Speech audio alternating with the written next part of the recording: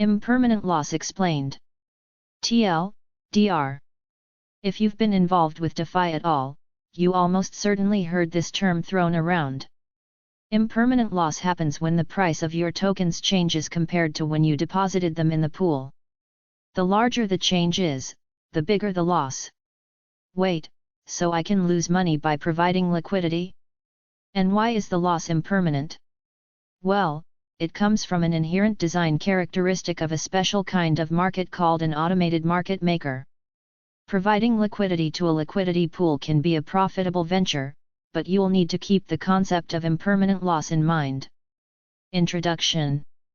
DeFi protocols like Uniswap, SushiSwap, or PancakeSwap have seen an explosion of volume and liquidity. These liquidity protocols enable essentially anyone with funds to become a market maker and earn trading fees. Democratizing market making has enabled a lot of frictionless economic activity in the crypto space. So, what do you need to know if you want to provide liquidity for these platforms? In this article, we'll discuss one of the most important concepts: impermanent loss. What is impermanent loss?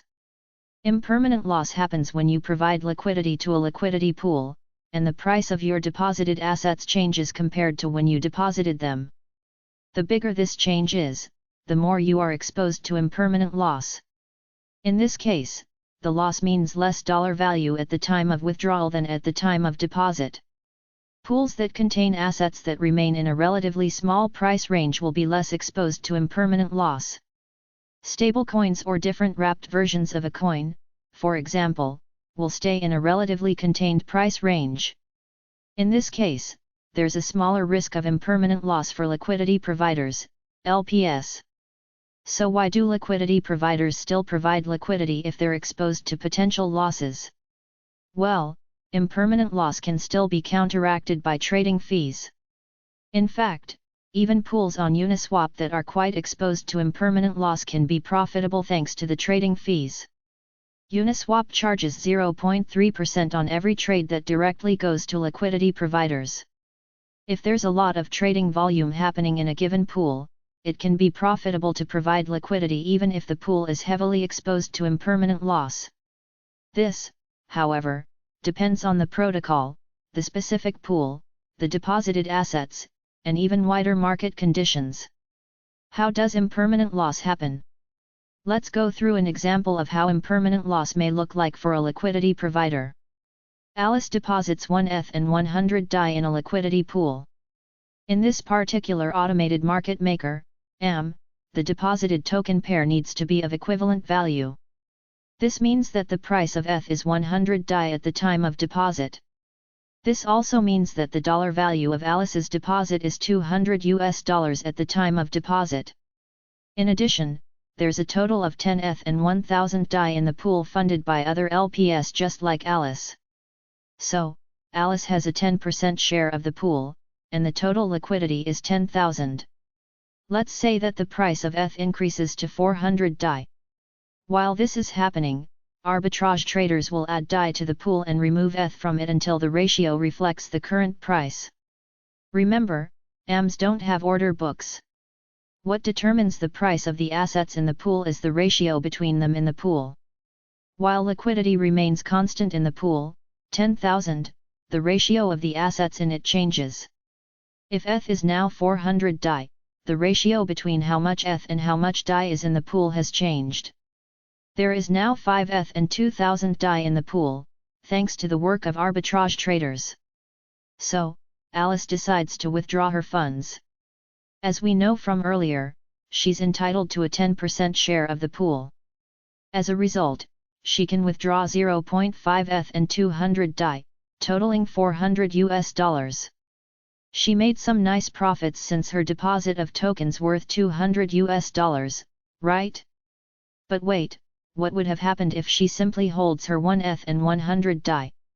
The combined dollar value of these holdings would be $500 now. We can see that Alice would have been better off by hodling rather than depositing into the liquidity pool. This is what we call impermanent loss. In this case, Alice's loss wasn't that substantial as the initial deposit was a relatively small amount. Keep in mind, however, that impermanent loss can lead to big losses, including a significant portion of the initial deposit. With that said, Alice's example completely disregards the trading fees she would have earned for providing liquidity. In many cases, the fees earned would negate the losses and make providing liquidity profitable nevertheless. Even so, it's crucial to understand impermanent loss before providing liquidity to a DeFi protocol. Impermanent loss estimation. So, impermanent loss happens when the price of the assets in the pool changes. But how much is it exactly? We can plot this on a graph. Note that it doesn't account for fees earned for providing liquidity. Here's a summary of what the graph is telling us about losses compared to hodling. 1.25x price change equals 0.6% loss. 1.50x price change equals 2.0% loss. 1.75x price change equals 3.8% loss. 2x price change equals 5.7% loss.